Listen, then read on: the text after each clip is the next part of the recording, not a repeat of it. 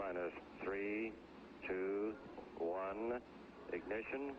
What you know about this life? Yeah. Just relax, baby, get high. Yeah, you're on your way to the best night. What up, pimps? It's me, your boy Team Day, coming at you with the Week 4 recap. Let's get right into it. We got the first matchup between myself and my girlfriend owns me, Jacob. A great matchup. I was looking forward to being 0-4, but what do we got here? We got Deshaun Watson only getting him 10 points. Ty Lockett only getting him 7. Juju getting him 3. And Greg Olsen getting him 1.5. Mark Ingram doing absolutely nothing with 6.5 points. And oh, you gotta love the Packers defense taking 2 off of his point total. Oh my god! That is great. But just a real lucky week for me. I had your boy Jared Goff throwing the ball 68 times for 517 yards with 3 interceptions. Truly amazing from him. Kyler Murray not having much of a game against the Seahawks. Kind of sucks. But Zeke having an average game, 12.5. Chris Carson popping off. He's a god. Michael Thomas catching all 9 targets for 95 yards. Huge. Adam Thielen can't do much with Kirk Cousins throwing him the ball. He's a bit of a stinker. Will Dissly, huge pickup. Going to be nuts this season. 14.2 for him. 7 catches and a touchdown. Aaron Jones getting 14.8. He's also been huge this season. Not much going on the bench. I benched Chris Godwin at the last second for Adam Thielen. Chris Godwin getting me 38 on my bench. That's great. But other than that, a bit of a shitty week for Jacob. I got very fortunate. His team shit the bed big time. Shit, where the fuck did I get inside? I was by the campfire a second ago. There's not much you can do when you got Juju only getting you 3 points, 3 catches for 15 yards. Greg Olsen only getting you 2 catches for 5 yards. Oh my. What a stinker of a week this was for his team. And that gives us a final score of 130.62 for Trapped in the Closet over 95.5 for Jacob's My Girlfriend Owns Me. I feel for the toilet. I was controlled. But on to the next matchup. We got Bobby's team, whatever his name is, and CD Nasty. Bit of a stinker this matchup. It was the only close matchup this week, I suppose, but each team not doing that great. I mean, you got Russell only getting a 12.3 for Nick Hill. Jacoby Brissett getting 21.5. I guess he's going to be somewhat good this season. Alvin Kamara getting you 10.5. Always reliable. Derrick Henry also pretty damn good this season. And then Tyler Boyd with a real shitty week. You know, he's got Andy Dalton thrown to him. DK Metcalf not doing anything. 1 catch for 6 yards. Travis Kelce, typical 12 points for him, of course. And Larry Fitz getting 5 catches. Not bad at all. And then Aaron Rodgers for Bobby going crazy. 28.5 points for him. 422 yards and 2 tutties for that guy. Dak Prescott doing nothing, of course. Only handing the ball to Zeke. That's all he's good for. Christian McCaffrey getting a huge week as usual. 28.9 for him. James Conner, also good week. Amari, so-so week. 7.5. Brandon Cooks only getting 6 catches for 70 yards. Not terrible, but that'll add up to 10 points for him. Delaney Walker getting him negative 0.1 points. That's a good sign right there. Sammy Watkins not doing a whole lot. Dropping the ball, 54 yards. 1 fumble. Not good at all. And then you got the Patriots. Oh, I forgot about that. For Nick Hill, the Patriots defense getting 4 interceptions and 5 sacks, 2 forced fumbles.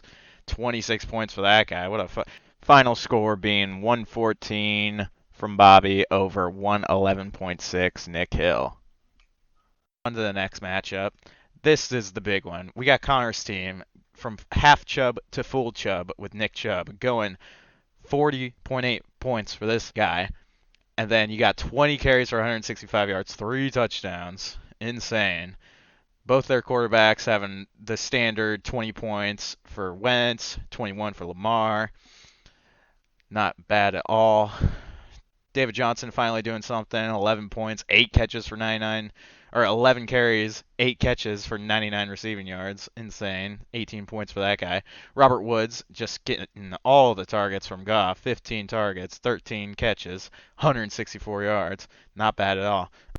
Then we got Keenan Allen getting only 5 catches for 48 yards. Not that great of a week for him. Not too. And then we got the Walrus for Connor, getting 7 catches for 53 yards, 8.8 points for him. Not too shabby. Connor actually played him this week. Actually nice to see. Kenny Galladay getting a pretty damn good week. 5 catches, 67 yards, and 2 touchdowns. Not bad. Cardinals kicker getting him 10. Jaguars D only getting 2 points for him. Then on to Cam's team, where we got Baker Mayfield still struggling a little bit this year, but a better game than most. He had 17.7. Then Phillip Rivers getting them 22.4, having a real efficient week. He was 24 for 30, 310 yards, 2 touchdowns. Not bad at all. And then what do we got here? We got Melvin Gordon. You gotta love it. Player, he just doesn't play for you. You gotta love. I've been there, buddy. It feels good. No points for Melvin Gordon. Didn't even play. Wasn't even in the arena. Todd Gurley having a hell of a week, 22.5 for that guy, getting 2 touchdowns, getting all that red zone usage, 7 catches for him. Julio Jones not having a great week. Typical Julio, only getting 4 catches for 52 yards. Cooper Kupp popping off. He's been crazy this season. 9 catches for him, 121 yards, and a touchdown. Zach Ertz getting you a 10-point game, not shabby. 7 catches, 65 yards for him. Sterling Shepard getting 13.5. And then his kicker only getting 3, but the Chargers defense not having a bad week, getting 13 against the lovely Miami Dolphins.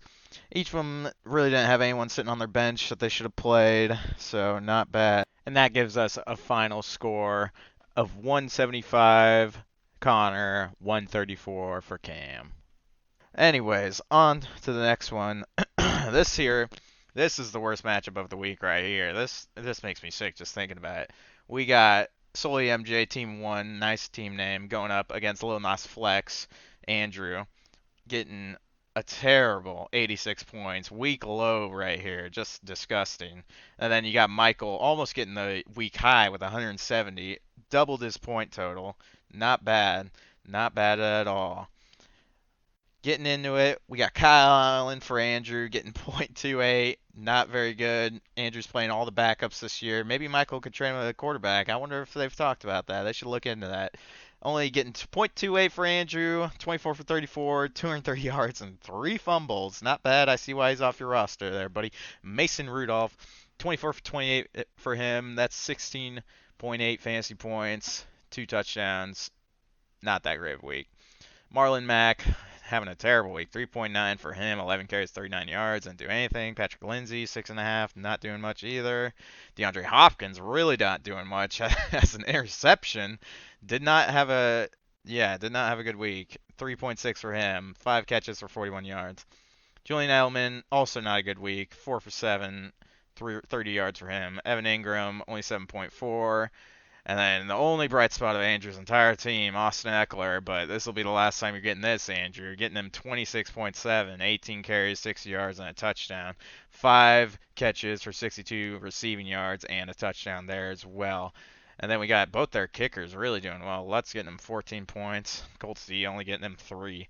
And then on to Michael's team, a much better site than Andrew's, I'd say. We got Matt Ryan getting 17.6. Having a pretty standard Matt Ryan week, just a shit ton of yards, no touchdowns somehow, 1 fumble, not too bad. Daniel Jones getting him 10.3, he was 23 for 31. Had a touchdown, but 2 interceptions. Leonard Fournette popping the fuck off. I don't know who had this guy, but they should have kept him. I tell you what, getting 29 carries for 225 yards. Caught 2 of his 3 targets for 20. Not bad for him. Devontae Freeman having a standard 14 points this week. Only 12 carries for 28, but 8 catches for 72 receiving yards. Not too shabby. OBJ doing absolutely nothing. Only caught 2 of his 7 targets for 20 yards. And I guess try to throw the ball once. 0 for 1 passing. Not very good. Mike Evans having a pretty damn good week, but not as good as Chris Godwin on my bench, I tell you what. He only caught 4 of his 7 targets for 89 yards and a touchdown. Pretty damn good. Austin Hooper really getting a lot of usage for Tennessee, catching 9 of his 11 targets for 130 yards. Devontae Adams also getting a lot of usage. 10 of his 15 targets caught for 180 yards there. Not shabby. Greg Zuerlein getting him 13. And that Bears defense for 19. I tell you what, I would trade in RB2 for that defense. That is something else. Just consistent right there. That Bears defense. They're getting you points every week. I might trade a low floor RB1 for that Bears defense even. Hell of a defense. Anyways, looking at the bench, each team kind of played their best. Michael with his 4 quarterbacks for whatever reason. Jameis Winston getting him 31.3. Andrew probably could have used him on his fucking team. I tell you what. Gee whiz. Josh Allen only getting 4.7, so not too much to look at on the bench. But this matchup was just disgusting. It was I'm not into watching just total beatdowns like that, but this was hard to take your eyes off of. I tell you what. Just ruined him. So now let's take a look at the standings after this huge week 4. We got Sully MJ on top of the Lake House division, sharing the 3-1 title with Bobby over here. Cam dropping at 2-2 with his loss against, who is that? Against somebody.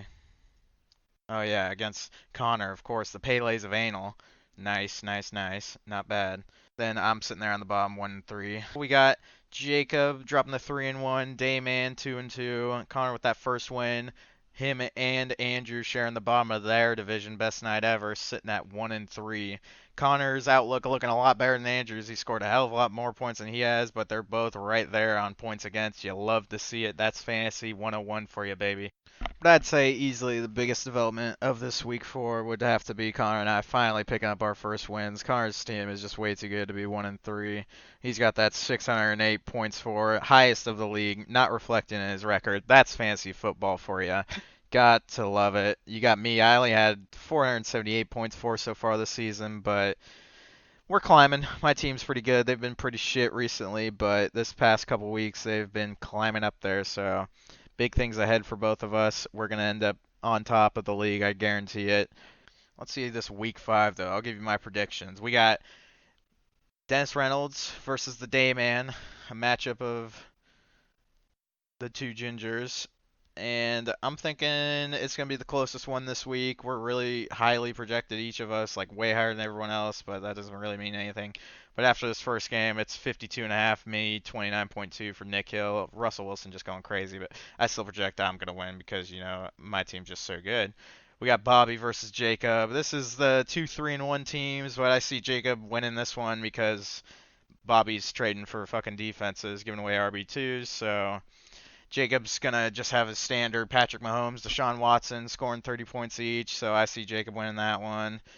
We got Cam against Andrew. Obviously, Cam's going to win. Andrew's team is a fucking dumpster fire. Then Connor and Michael. This is the most interesting matchup here. Even though the records don't really reflect it, I think it's going to be super close. But I see Connor's team. I see full Chubb going mega Chubb. Perfect final form Chubb this week, having another crazy week against the Niners. So hoping Connor and I can win so we can complete our destiny of ending on top this year. So that's your week 4 recap. Oh, and just one thing I want to add on. I'm looking for a defense. I need a strong defense on my team. I'm looking at that Patriots defense, Nick Hill. If you want like Chris Carson or something for that Patriots defense, I'll even probably Adam Thielen and Chris Carson. I think that's a fair trade for your defense. I'm thinking that's a pretty fair trade. But that's about it for the week 4 recap. I'll see you guys on the next one. Peace. And that gives us a